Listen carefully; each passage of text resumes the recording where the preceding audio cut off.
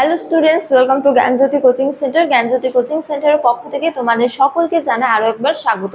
তো স্টুডেন্টস, আজকে আমি যে বিষয় নিয়ে পুনরায় তোমাদের সামনে চলে এসেছি সেটি তোমাদের ফার্স্ট সেমিস্টার মেজর হিস্ট্রি অন্তর্গত একটি টপিক। তো আলোচনা শুরু করার পূর্বে বলে রাখি, তোমরা যারা এখনো আমাদের সাথে যুক্ত হওনি কিংবা যুক্ত হতে চাইছো তারা কিন্তু ওপরের এই দুটো নাম্বারের মধ্যে যে কোনো একটিতে যোগাযোগ করে আমাদের সাথে যুক্ত হতে পারো।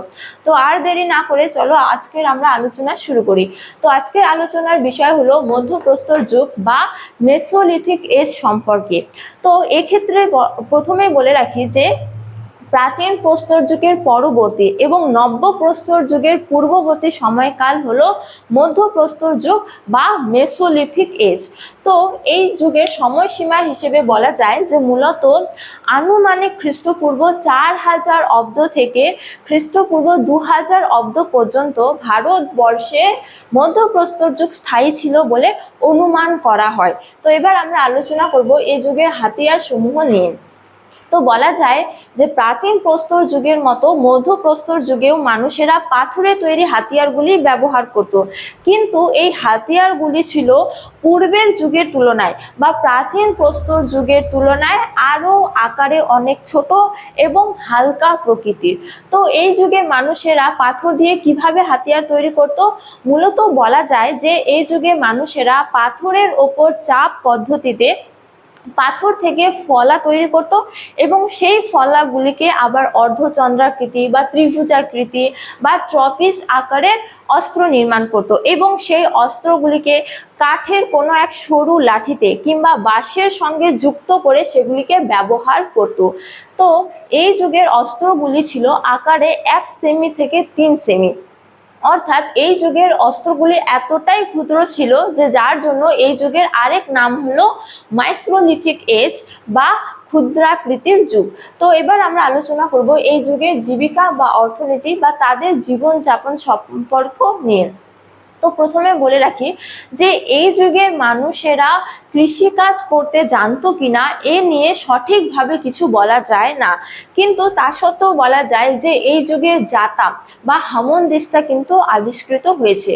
তো বলা যায় যে এই যুগের মানুষেরা পশুকে পোষ মানাতে শিখেছিল এবং তারা প্রথম পশু হিসেবে কুকুরকে পোষ মেনেছিল। এছাড়া তারা পরবর্তীকালে একে একে গৃহপালিত পশু হিসেবে গরু, বাছুর, তারপরে ছাগল, মহিষ এবং কি ভেড়াকেও কিন্তু পোষ মেনেছিল। এবং এই যুগের মানুষের জীবনযাপনের আর এক অন্যতম বৈশিষ্ট্যের ক্ষেত্রে বলা যায় যে এই যুগের মানুষেরা মৃতদেহকে কবর দিত এবং এই কবরগুলি ছিল ডিম্বাকৃতির। এছাড়া তারা মৃতদেহকে কবর দেওয়ার পূর্বে কিন্তু ধূসর বা কালো বালি ছিটাতো এবং তারা যখন মৃতদেহকে কবর দিত তার সঙ্গে কিন্তু সেই মৃত মানুষের ব্যবহৃত জিনিসপত্র কিংবা হাড়ের তৈরি গহনা কিংবা তার হলো সে যে পোষা যে পশু সেগুলিকেও কিন্তু তারা কবর দিত। তো এই যুগের অর্থনীতির ক্ষেত্রে বলা যায় যে এই যুগের মানুষের অর্থনীতি মূলত পশু শিকার থেকে পশুকে পোষ মানানো পর্যন্তই পৌঁছেছিল। তো এবার আমরা আলোচনা করব এই যুগের শিল্প নিয়ে। তো বলা যায় যে মধ্যপ্রস্তর যুগের মানুষেরা শিল্প ক্ষেত্রে এক দক্ষতার পরিচয় দিয়েছিল।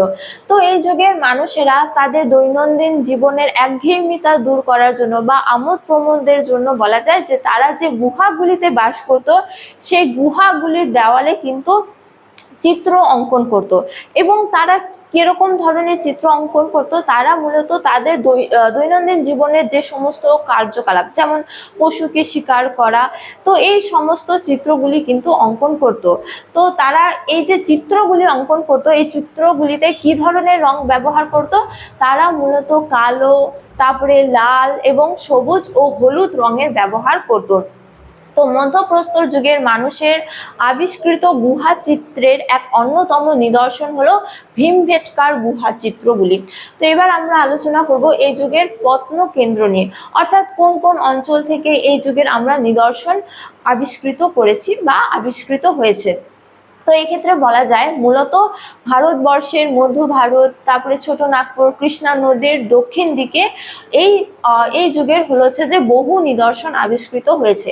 তবে এই যুগে আবিষ্কৃত নিদর্শনগুলির মধ্যে এক অন্যতম বলা যায় যে গুরুত্বপূর্ণ প্রত্নকেন্দ্র হলো গুজরাটের লাঙ্গনাজ অঞ্চল।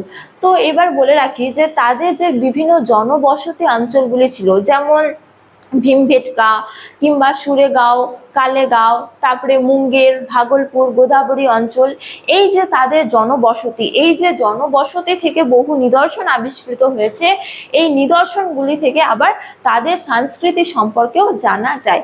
তো পরিশেষে বলা যায় যে মধ্যপ্রস্তর যুগের মানুষেরা অর্থনীতি, তারপরে শিল্পকলা এবং প্রযুক্তি কিংবা বিশেষ করে গুহা চিত্রে এক হচ্ছে যে এক গভীর ছাপ রেখে গেছেন।